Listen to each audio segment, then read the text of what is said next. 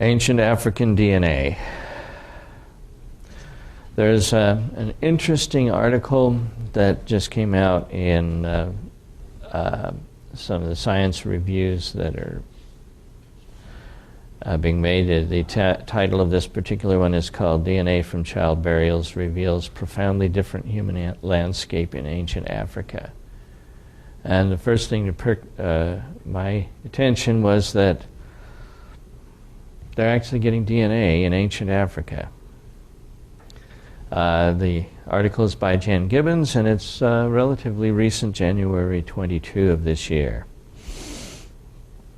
And again, this is available on the internet if you want it. The title is, the article begins, "Central Africa is too hot and humid for ancient DNA to survive," and that's certainly what everybody that I know of thought. Apparently the researchers did too. But now the bones of 4 children buried thousands of years ago in a rock shelter in the grasslands of Cameroon have yielded enough DNA for scientists to analyze. It's the first ancient DNA from humans in the region, and as the team reports today in Nature, it holds multiple surprises. For one, the area today is the homeland of Bantu speakers, the majority group in Western and Central Africa. But the children turned out to be mostly closely related to hunter-gatherers such as the Baka and Aka, groups traditionally known as pygmies, who today live at least 500 kilometers away in the rainforest of Western Central Africa. In the supposed cradle of Bantu languages and therefore Bantu people, these people are basically pygmy hunter-gatherers, said Luis Quintana Mercy, a population, I guess that's US, a population geneticist at the Pasteur Institute, and CRNS, the French National News Agency, which was not part of the new study. So this is an independent commentator. He and others have long suspected that these groups had a larger range before the Bantu population exploded 3,000 years ago. The second big surprise came when the team compared the children's DNA to other genetic data from Africa and found hints that the Baka, Aka, and other Central African hunter-gatherers belong to one of the most ancient lineages of modern humans, with roots going back 250,000 years. Which is interesting. That's about the age of mitochondrial Eve, officially.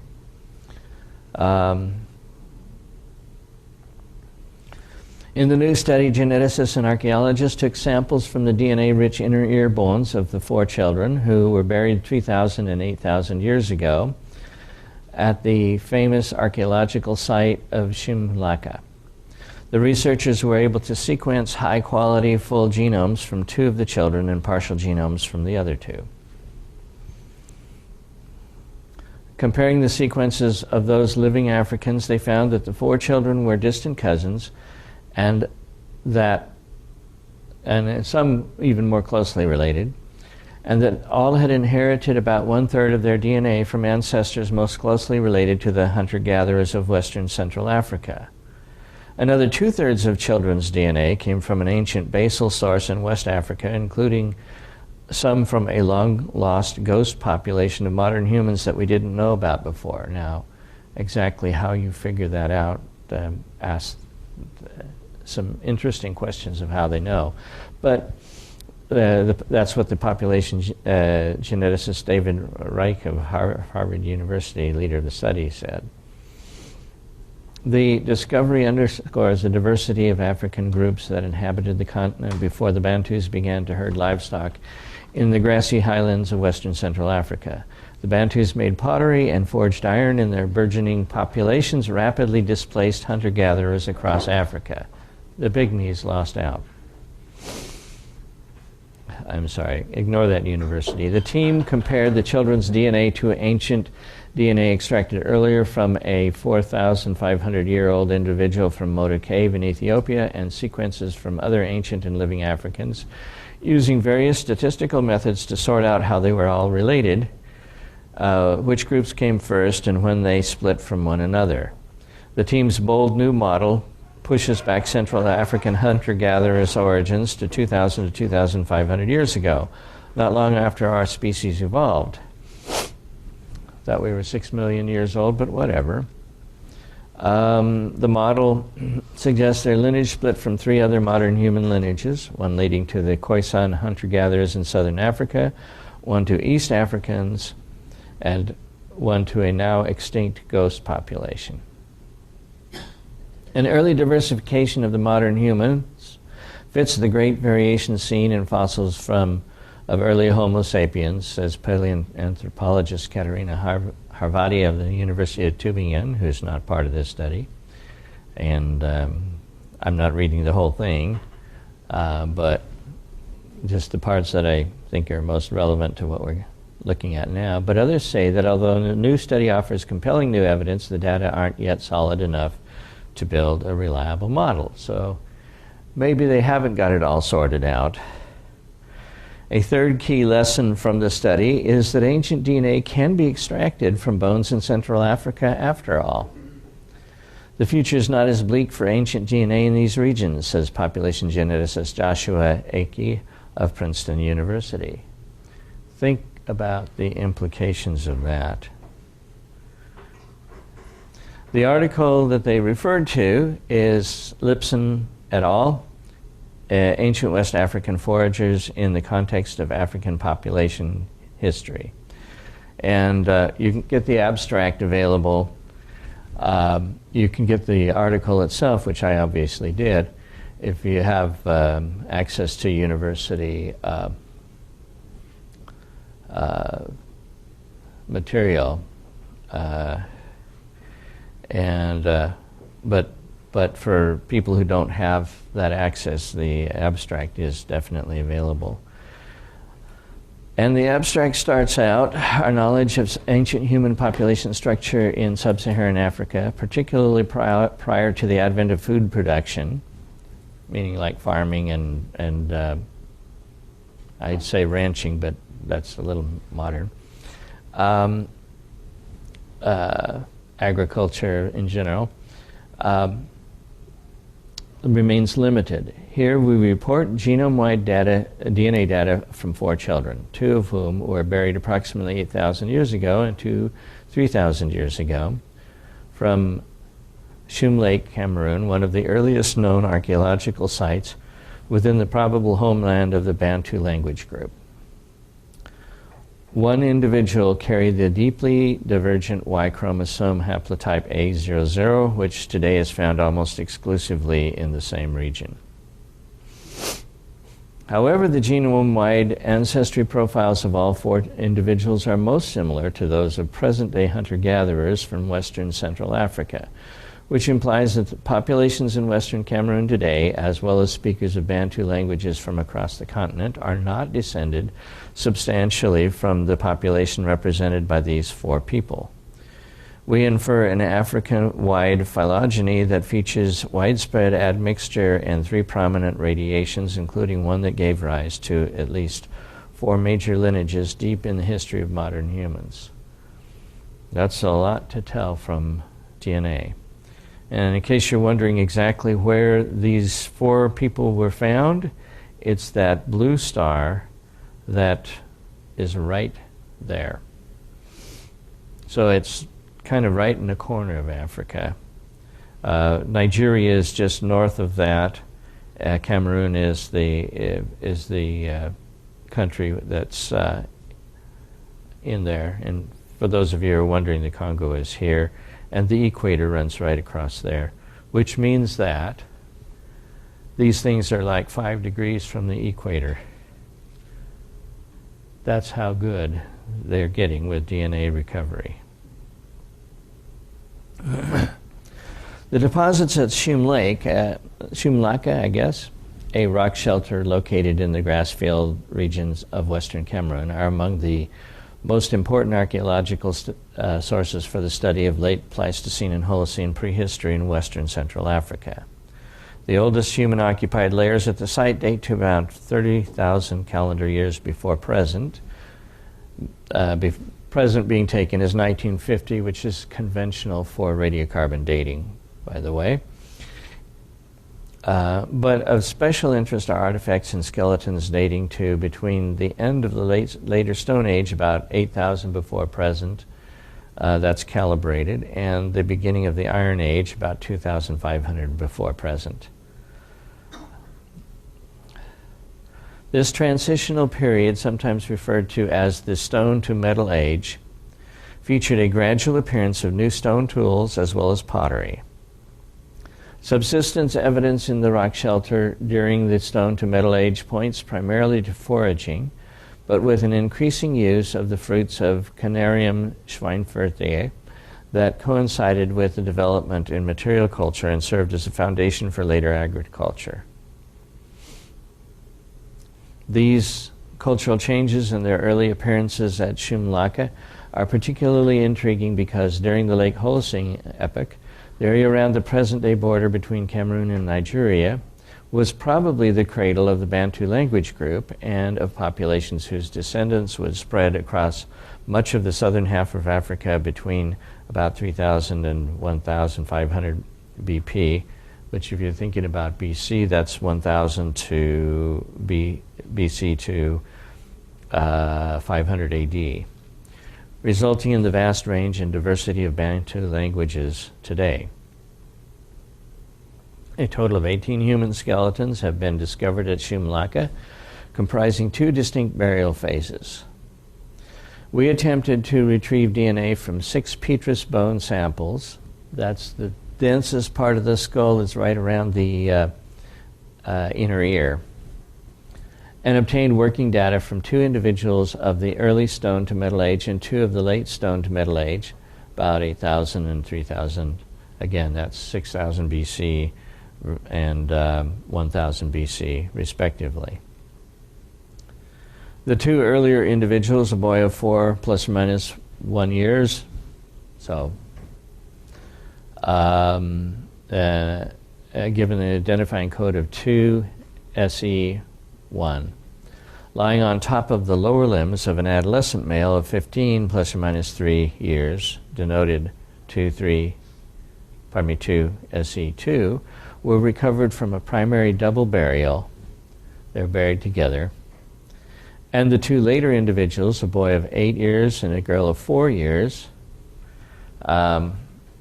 denoted 4A and 5B, were in adjacent primary single burials, but apparently a little higher stratigraphically. We extracted DNA from bone powder.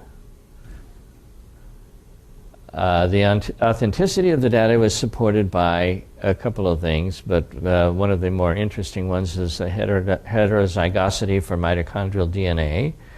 That is, if you find more mitochondrial DNA than you expect, you think maybe you've got some kind of problem with contamination, whereas this is all pretty much pure. And for the X chromosome in males, since males only should have 1 X chromosome, you should be able to see how much contamination you have.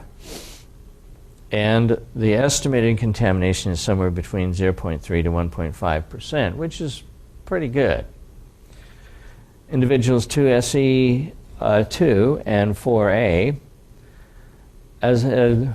that's where they got most of this stuff, as well as genome-wide data, about 598,000 single nucleotide polymorphisms for 63 individuals from 5 present-day Cameroonian populations. And we're going to see that breakdown of that a little bit later. So they check to see, people living in that area, what kind of DNA do they have, and do they match these people? Uniparental markers and kinship analysis. All of the mitochondrial DNA and Y chromosome haplogroups we observe at Shumlaka are associated today with sub-Saharan Africans. These were not Vikings who had made it down. The 2 earlier individuals carry mitochondrial DNA haplotype L0A, specifically L0A2A1, which is widespread in Africa, and the 2 later individuals carry L1C, which is found among both farmers and hunter-gatherers in Central and West Africa. hunter-gatherers are, again, those are the pygmies. Individuals 2SE1 and 4A have Y chromosomes from macro haplogroup B, often found today in hunter-gatherers from Central Africa. Again, more pygmy Y chromosome. And 2SE2 has the rare Y chromosome haplogroup A00, which was discovered in 2013 and is present at appreciable frequencies only in Cameroon, in particular among the Mbo and Bangwa in the western part of the country. A00 is the oldest known branch of the modern human Y chromosome tree, with a split of about 300,000 to 200,000 BP using conventional measurements from all other known lineages. At 1,666 positions, they differ between the present day A00 and all other Y chromosomes. The sequence of the Shumlaka individual carries a non-reference allele at a total of 1,521. So most of it, this person matches standard A00, translating to a within A00 split at about 30,000 to 25,000 BP, assuming the standard mutation rate. Leveraging the effects of chromosomal segments that are shared identical by descent, we computed rates of allele matching for each pair of individuals to infer degrees of relatedness. Both of the contemporaneous pairs display elevated levels of matching. 2SE1 and 2SE2 share alleles at the level of fourth degree relatives, second cousins, something like that. And 4A and 5B at the level of second degree relatives, which is uncle and niece, aunt and nephew, depends on which, or maybe half siblings. Supporting archaeological interpretations that during both burial phases, the rock shelter was used as a cemetery for extended families. So this is where we all bury our dead, especially the ones that die early, and that we can bury where we want to, as opposed to getting eaten by lions or something. We would expect more recent shared ancestry for the contemporaneous pairs, even if they were not closely related, but we observed clear signatures of long IBD segments across the genome, which confirms their close family relatedness. All four individuals also have evidence of intra-individual IBD, and thus of recent inbreeding. So maybe the great-grandparents were the same on both sides of the family or something. PCA and allele sharing statistics. We visualize the genome-wide relationships between the Shumlaka individuals and diverse present-day and ancient sub-Saharan Africans using principal component analysis. Initially, we computed axes using East and West Africans and hunter-gatherers from Southern Africa and Eastern Central Africa. So there's pygmies way down in the south, pygmies up in the middle of the rainforest, and they checked them out. The Shumlaka individuals project to the right of present-day West African populations and speakers of Bantu languages, hereafter Bantu speakers, and are closest to the present-day hunter-gatherers from Cameroon, Baka, Bakola, and Bezdan. There's apparently 3 different tribes at least. And the Central African Republic, also known as Aka or sometimes Bayaka. We then carried out a second PCA using only West and East Africans and Aka to compute the axes. And again, the Shumlaka individuals project in the direction of hunter-gatherers from Western Central Africa. By contrast, present-day groups from Western Cameroon, who speak languages from the Niger-Congo family, cluster tightly with other West Africans.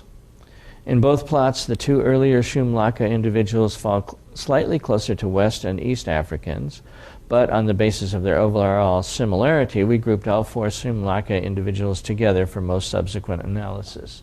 they're close enough to each other that you can almost treat them as a unit. And there's some graphs that show that. Skipping on a little further, admixture graph analysis. Among modern humans, the deepest splitting branch is inferred to be the one that leads to Central African hunter-gatherers, although 4 lineages diverge in a very short span. Those that contribute to the primary ancestry to Central African hunter-gatherers, Southern African hunter-gatherers, which apparently are a whole different group in that way, other modern human populations, which includes African modern populations, but also moving up to European and Asian. And a ghost source that contributes a minority of the ancestry in West Africa and the Moda individual. Although exactly how you differentiate that ghost source from everything else is an interesting question. They're just different from everybody else, I guess. Central African hunter-gatherers separate into Eastern, or Mbuti, and Western clades. The latter then branches into components represented in Aka and Shumlaka individuals. Then, next, a second cluster of divergencies involves West Africans, 2 East African lineages, one associated with hunter-gatherers, another with agro-pastoralists, the more settled people, and non-Africans, who are tentatively inferred to split close to the Moda individual, but with no deep ghost ancestry. So they're trying to account for people outside of Africa in this analysis. Within the West African clade, we identify Yoruba and Mende as sister groups, with Lemande as an outgroup, and most basally a separate lineage that contributed to the Shumlaka individuals, about 64%. We can also obtain, well, that of course means that there's some intermarriage here going on here. We can also obtain a good fit from the Shumlaka individuals in a less parsimonious alternative model using 3 components, replacing the basal West African source with a combination of ancestry from inside the clade defined by the other West African populations and from a source entirely outside of West African clade. They're one lineage that contributes to Taforalt individuals. So there's a 2-component theory and there's a 3-component theory. Genetics and archaeology at Shumlaka. Our analysis showed that the 4 sampled children from Shumlaka can be modeled as admixed with about 35% ancestry related to hunter-gatherers from Western Central Africa and about 65% from a basal West African source, or alternatively, as a mixture of ancestry related to hunter-gatherers plus 2 additional components, one from inside the clade of present West Africans, and one that splits between East and West Africans. Now this sounds like they're 35% pygmy and 65% something else, and it's not clear exactly what the something else is. So you can kind of do what you want to with that, I guess. Although the scope of our sampling is limited to 2 individuals at either end of the stone to metal age, and maybe if we had more data we'd have to change this, the observed genetic similarity across a span of almost 5,000 years. Think about that. Same genetics for 5,000 years. A similarity that is consistent with the skeletal morphometric analysis, in other words, they look the same too, suggests a long-term presence of related peoples who use the rock shelter for various activities, including burying their dead. 5,000 years, no change. However, most populations in Cameroon today are more closely related to other West Africans than to the group represented by these individuals. So the Bantu took over. In terms of physical genetics as well as everything else. Present-day hunter-gatherers in Cameroon are also not descended substantially from this specific group. This is a split, as they lack the signal of basal West African ancestry.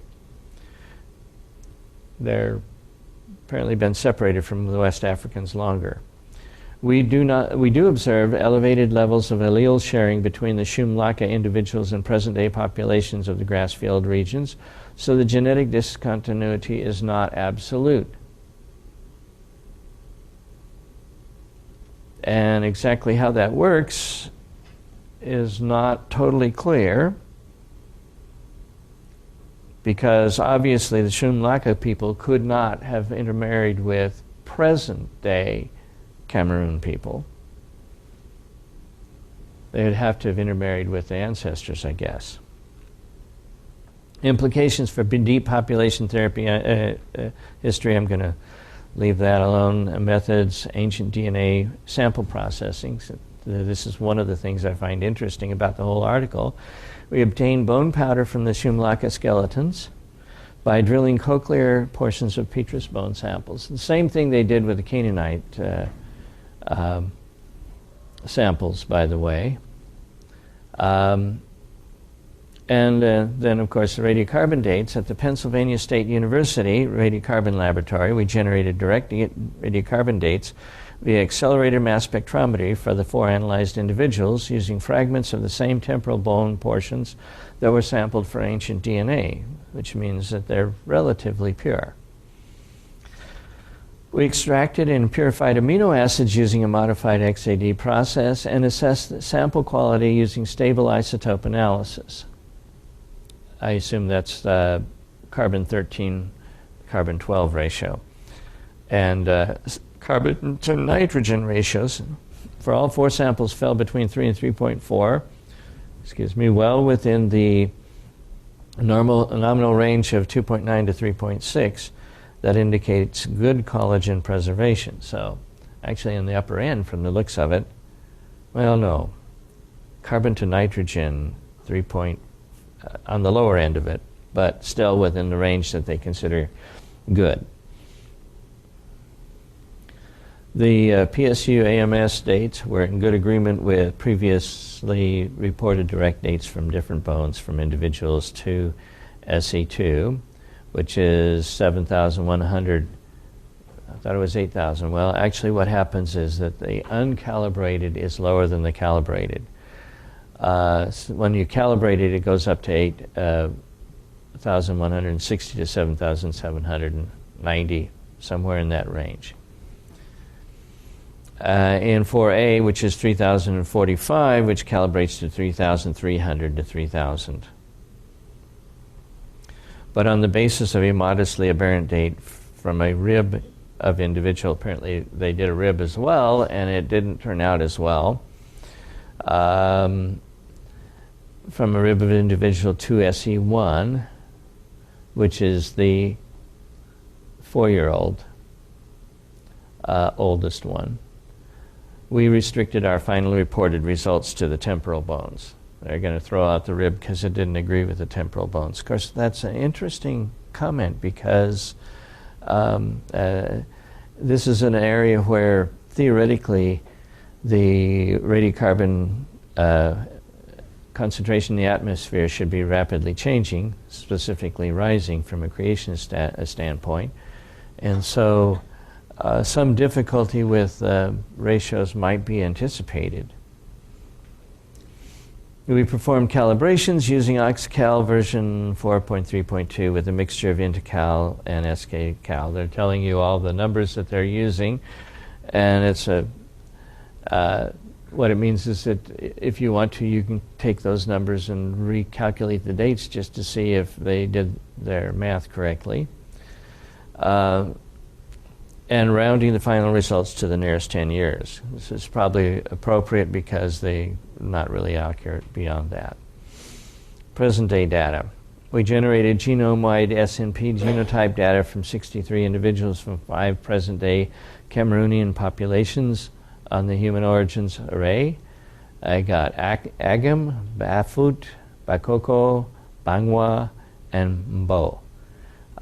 So they gathered a number of people from different tribes and basically did their DNAs, and samples were collected with informed consent. Everything has to be done. You know, you have to tell people what you're doing and why you're doing it, and they say, okay, yeah, I'll give you a saliva sample or blood sample or whatever. It was approved by the Committee on Ethics in Human Research. So just a little kind of picture into some of the pain in the neck stuff that you have to do if you're conducting research. Now, my take on all of this is it's a fascinating article, partly because it makes it difficult to tell a simple story of tribes sticking to their own kin. These people are crossbreeding with a number of different tribes, and partly because the researchers were able to resurrect DNA from 7,000 radiocarbon-year-old bone. Perhaps the DNA in human bone is like soft tissue in dinosaur bone. It just needs to be sought to be found. Think about the implications for that. 7,000 years in the tropics, doesn't matter. You can still get it. From a short-age creationist perspective, the 7,000 or 8,000 year calibrated year-old bone is similar in age to the 3,300-year-old bone, and they both are 3,000 depending on whether you calibrated or uncalibrated, and they would both be similar in age to a 15,000-year-old bone. The best model I can find is to illustrate this is probably, if you look at this, this is a carbon-14, and this is the concentration starting at the flood, going up, and reaching normal at about 450 BC, more or less. And the percentage, the standard curve would go straight across here and then actually start rising, which is why at 7,000 you're actually getting higher. But if you were to take those data and put them together, the 3,300, more or less, 3,000, whatever, would give you a number something like that, which would be, and the 7,000 would give you something like that. And so the difference between them is, instead of being 5,000 years, is going to be less than 1,000. So it makes it a little easier to understand why the genome doesn't change that much for 1,000 years rather than 5,000. And of course, if you have 15,000, it would be even more rapid. And it raises the interesting question, you know, if you can get 7,000-year-old DNA, why shouldn't you be able to get 15,000-year-old DNA if it really isn't 15,000 years? Somebody should look at this. From this should make for some interesting hypothesis testing. This would also explain the observed genetic similarity across a span of almost 5,000 years. Well, if it's more like 1,000, yeah, be a little easier to swallow. Genetics probably will not prove anything one way or another because of the variables involved. It's not anywhere near like what carbon-14 dating might has the possibility of doing. But it might be expected to find remarkably similarity between older and younger individuals, older in terms of radiocarbon age, and perhaps also between unrelated individuals of the same age. It'll be interesting to start looking at burials of all kinds of people. And if you can do it in Africa, why not in the New World, for example? Maybe Peking Man, if we can ever find him again, will yield his DNA secrets. The work will have to be carefully done, but the rewards might be well worth the effort. But that's my opinion. Now it's your turn.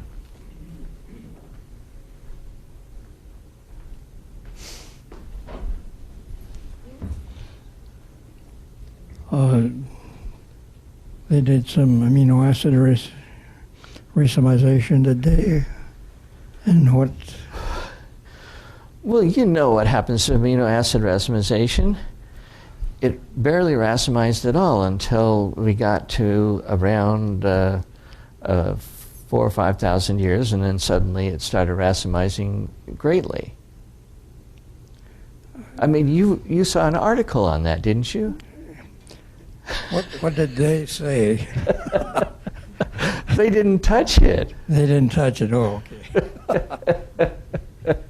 I thought they collected samples for it. Well, they collected samples, but they just simply took the amino acids that they got and then ran it through, and they didn't measure the enantiomerization of them, or the racemization is not measured. So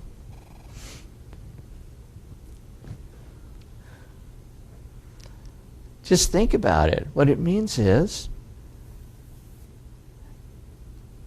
you know, if for example, Australopithecus is thousands instead of millions of years old, one could do DNA analysis on it.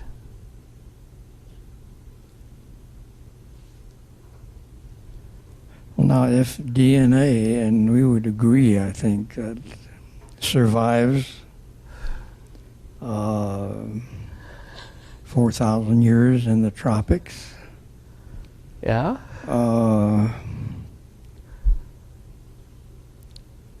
We need to say why it would not survive 60 million years.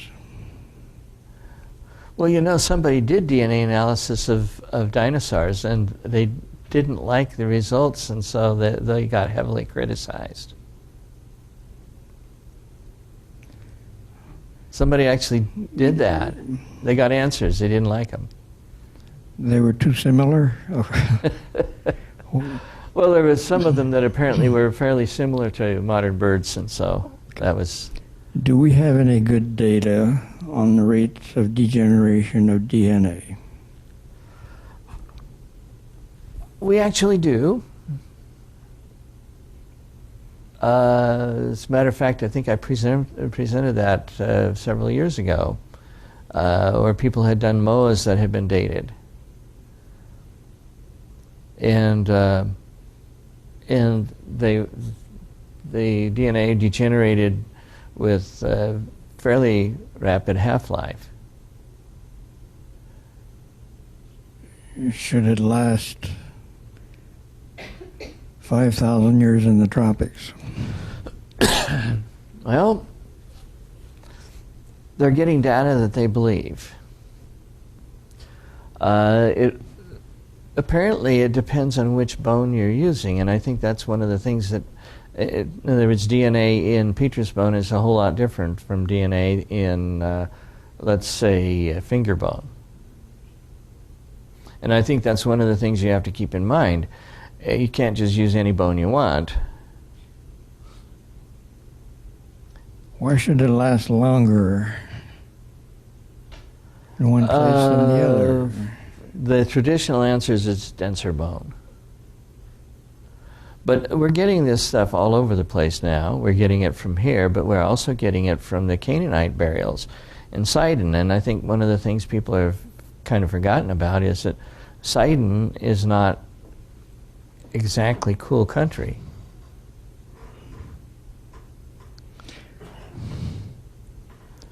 And the fact that they were getting DNA enough to where they could say that this is the same population as modern Lebanese, I think,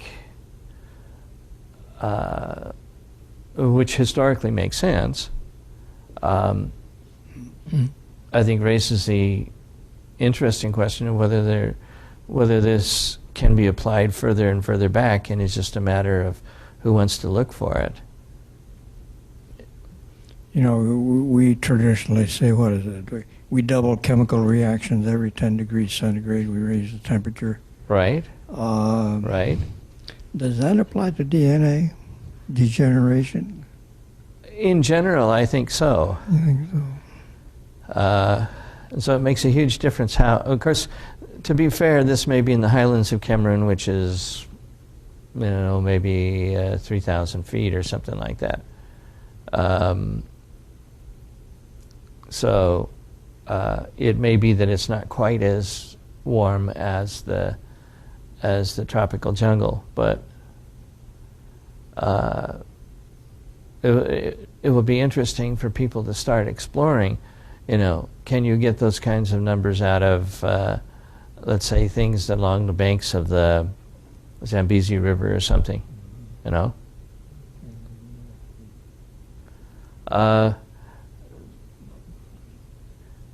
I guess the point I would make is that it may, if you're careful, it may be easier to get data than traditionally we have thought. And if we do get the data, it will be fascinating to see what the explanation is. I'm beginning to wonder if there weren't some people at some point that perhaps got into a high mutation area, ate the wrong plant, were too close to some kind of radioactive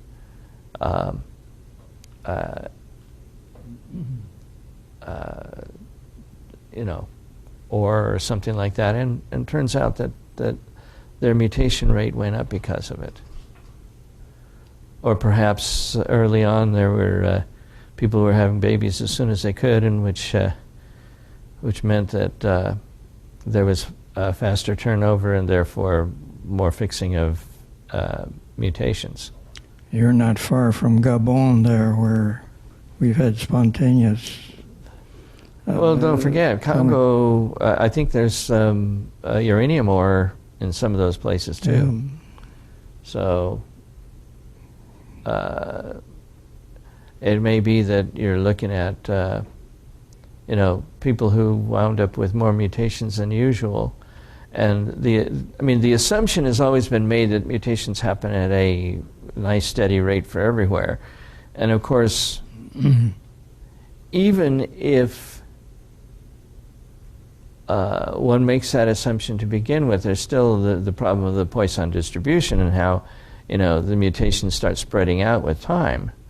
But perhaps with different environments, one might see rather markedly different mutation rates, which is one of the reasons why traditionally biochemical dating has not been thought to be as good as radiometric dating. And even in radiometric dating, you have problems of stuff moving in and out that you weren't expecting.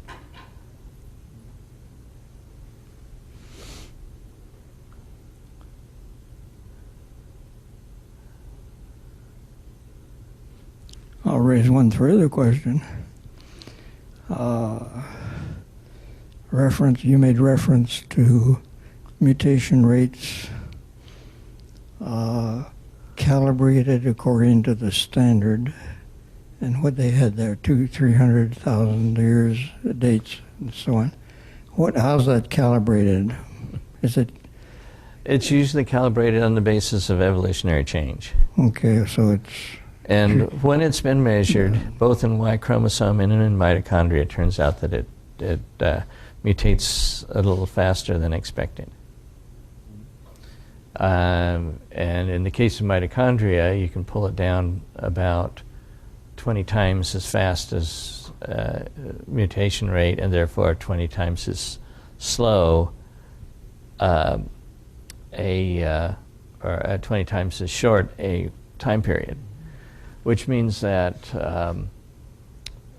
actually mitochondrial Eve was about 6,500 years ago, and that's in the literature. And of course, as the paper would say, nobody believes that. But I do. Maybe we should.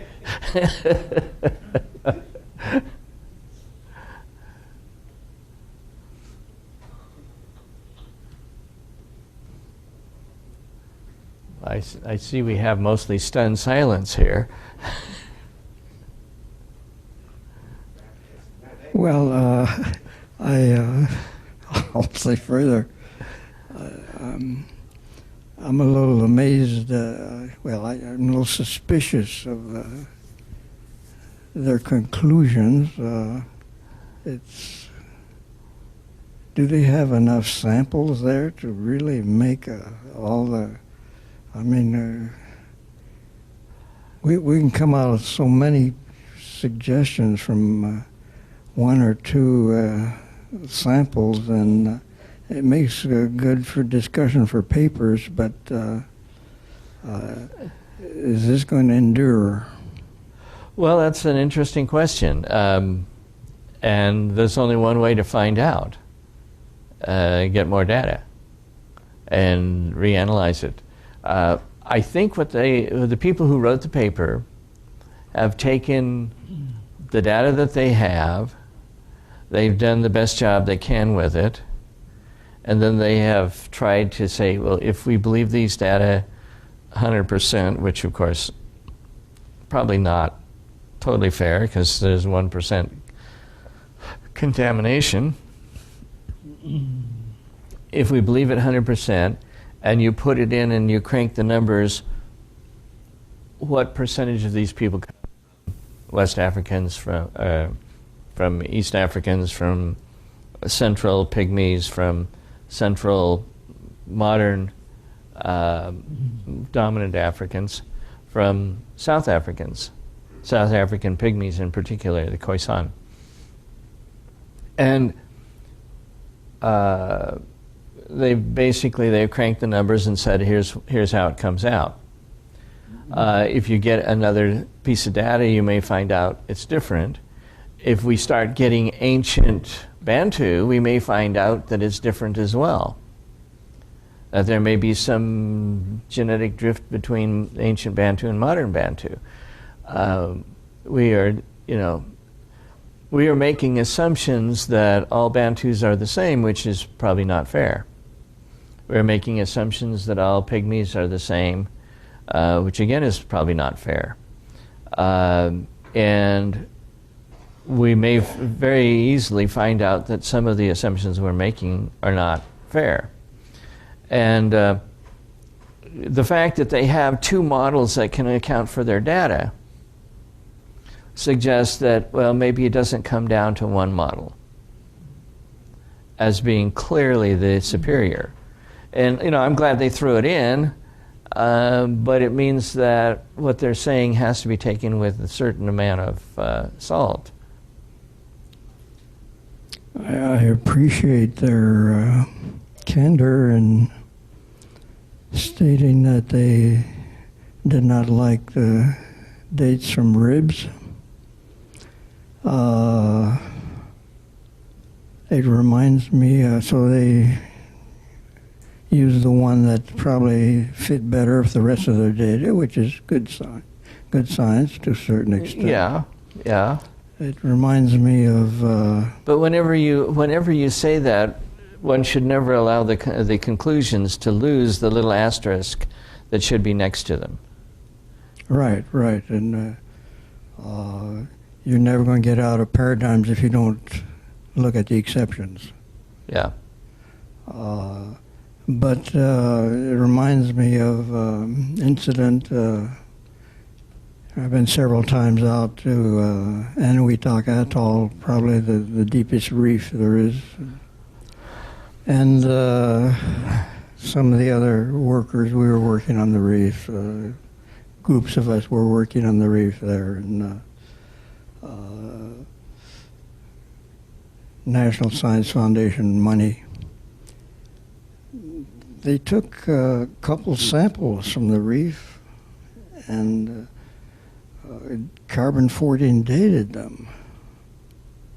And I was, of course, interested. And, about a year later, some of us went back there, and there was some of the same group involved in repeat studies and so on. And I asked them about the carbon-14 dating, and they said, well, we don't know if we got the samples mixed up or not, because the lower sample gave us a younger date than the higher sample.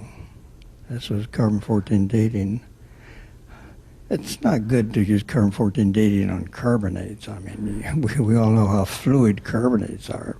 But they tried it, and they gave them the reverse results they wanted. So it'd be interesting to see. Did the paper just kind of quietly not say anything about the... They didn't publish it. As I recall, they didn't publish it. Yeah. We have a comment down here. That's okay. We're getting you for posterity too. So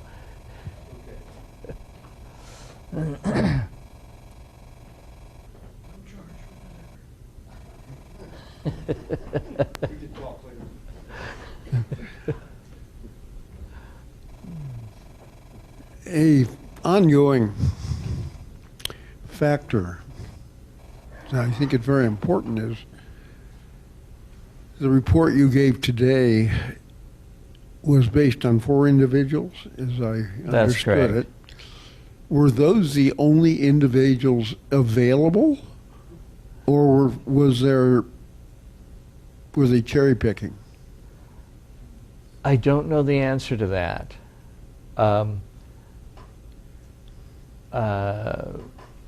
The report that came out really did not say too much about the archaeological context and whether there were 50 burials and they just took 4 of them, or whether there was, 5 burials and they took 4.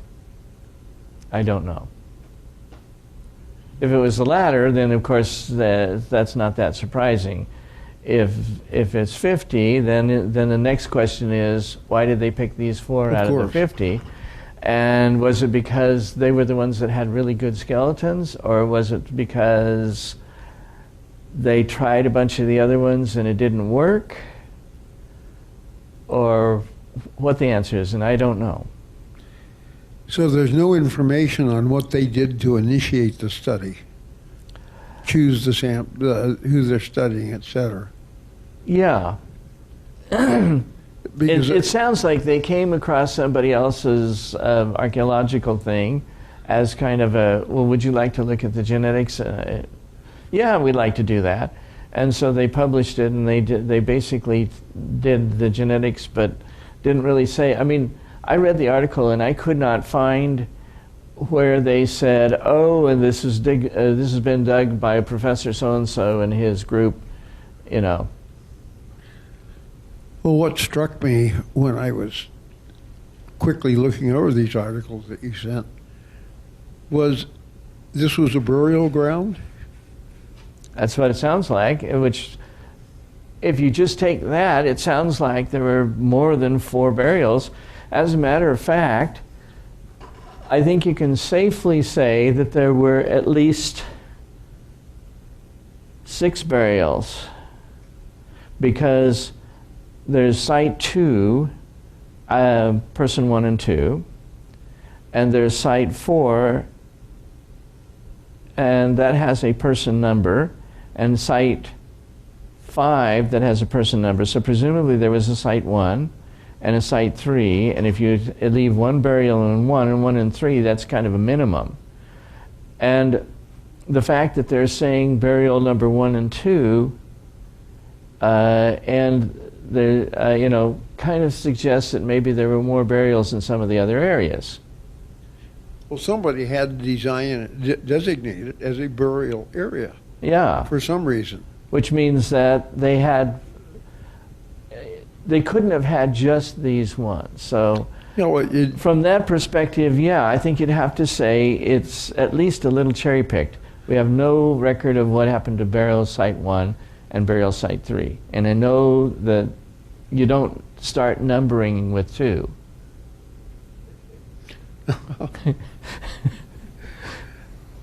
So there's no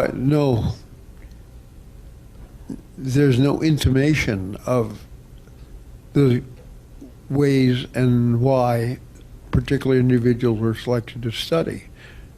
Do they? I mean, how do we know that there weren't a number of others that were initially surveyed and decided, Yeah. Or how do we know that, let's say they drilled 10 skulls and they were able to get 2 good DNAs and 2 partial DNAs out of 10?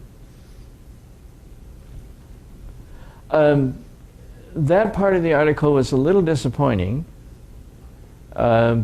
because I would like to have seen it. And at least I didn't read it on the way through, and they were talking either in the setup or in the methods that, we found this burial ground, and here's Now, I am told that there's a supplement somewhere that does lay out a burial ground. And maybe it's in the supplementary material, and I didn't read all of that. So... well, isn't it a bit surprising that this made Nature without that kind of qualification? No. I think 15 years ago it might have been. I think science has deteriorated since then. Oh. If you write and you wrap up what you're doing, the idea of laying out the evidence and then kind of collecting the threads and trying to make the best sense doesn't seem to be the way that articles are trending these days. I think the present trend is supplementary material that is not peer-reviewed. It's you just put in there everything you want to, and it's not looked at, and it's not considered part of the article. Which is interesting because it should be.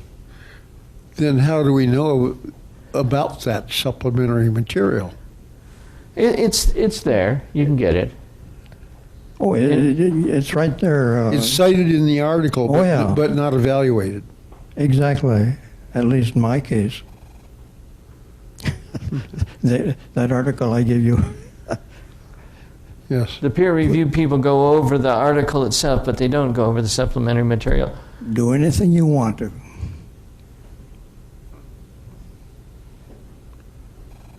It's considered the author just blabbing. Boy, those of us whose career was based on experimental data face a much tougher, seems like a much tougher set of criteria.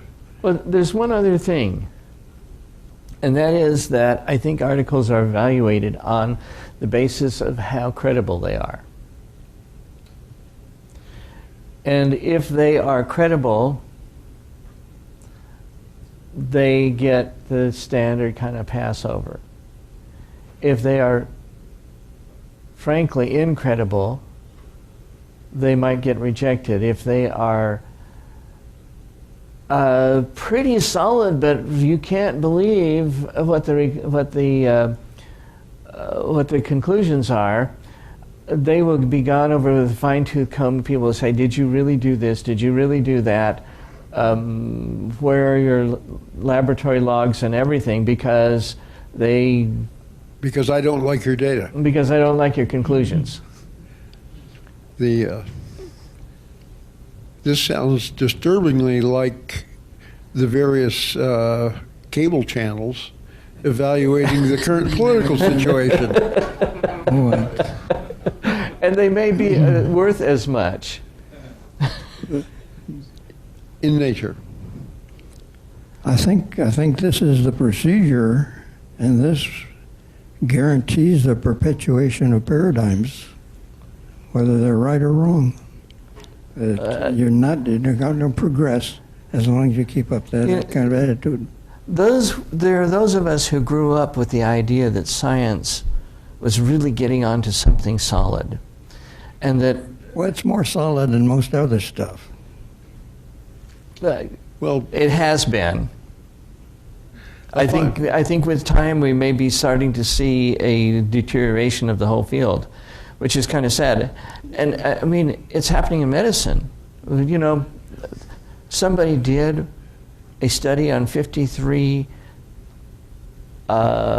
fundamental findings in cancer research, because they were trying to determine where to throw their $3 billion. And so they wanted to be sure that the studies were solid. So they flat out reproduced them. More accurately, they didn't reproduce all but 6 of them. And 53, that's 47, that's like, what, 80, 90%, something like? The Journal of Irreproducible Results should have gotten those studies. You just preempted my next comment. I was going to say, aren't we lucky that the FDA doesn't approach it the same way? That's not what I heard you saying. Well, the thing of it is, if it sounds good, you trust it. if it doesn't sound good, you look at it squint-eyed. If you really don't trust it, you toss it out. You never print it in the first place. And I mean, this is true all the time. If you think about it, you know, if people tell you that the caffeine is good for you, we've done a study and we found that it was a good thing to take. Well, people kind of, you know, that sounds good. I like coffee. Why not? You know, if people tell you that tobacco is good for you anymore, then who financed that? Was that the American Tobacco Company or Association or something? You know, and you know, how good was their method and everything? Interestingly enough, 100 years ago, it was the reverse. And you had people saying, well, tobacco, you know, helps bronchitis or whatever. I think our only rescue is to look at the data. Don't worry about the conclusion. The data is what's something we can still grab onto that's significant. Most of the time. Unless what you are looking for is hidden. Yeah, be careful. You might find what you're looking for. It's a whole problem of, you know, how much do you trust science and which science?